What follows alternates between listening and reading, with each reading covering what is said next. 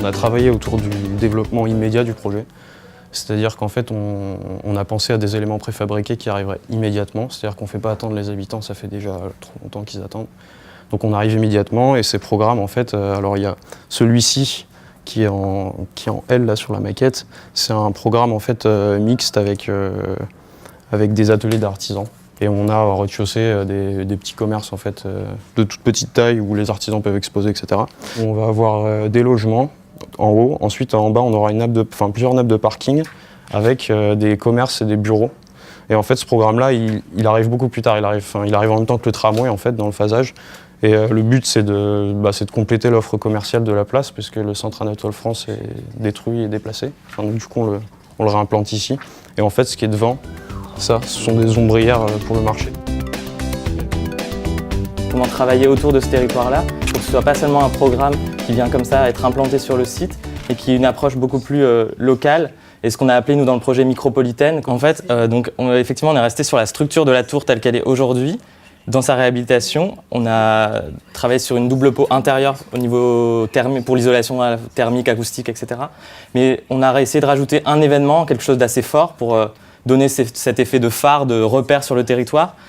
Et en fait, c'est l'ajout d'une salle de spectacle qui permettra justement la diffusion de ce qui se passe à l'intérieur de la tour. Donc c'est l'élément qu'on voit là, qui en fait vient s'ouvrir de ce côté face à la gare du Grand Paris qui sera bientôt là, face au tramway, face aux équipements du marché, à toute cette grande place, Grand Parvis, traversée par la Duisse. On a travaillé autour des programmes qui étaient déjà prévus pour la tour Utrillo, donc à savoir atelier d'artistes, bureaux, école de la seconde chance, etc.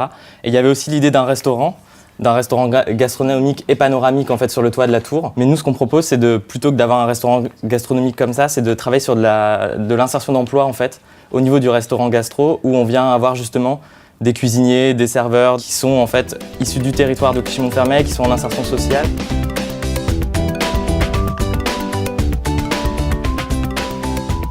On a aussi prévu un aménagement qui a plusieurs intérêts pour le développement durable. C'est des bassins de phytoremédiation. Donc ça sert à traiter l'eau en fait usée. Donc on a décidé d'en installer le long du gymnase ici et de part et d'autre du dojo. Donc ça permettra de traiter les eaux grises de ces bâtiments, les eaux de ménage, de douche, des lavabos.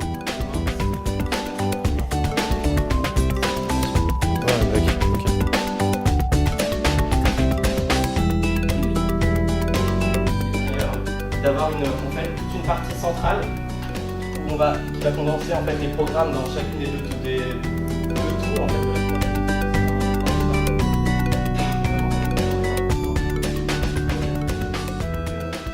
Intéressant de se confronter à une pratique pluridisciplinaire parce qu'on n'aura pas forcément l'occasion de se lancer dedans en tant que travailleur. Tout ce qui est le travail en groupe, travailler avec différents corps d'études.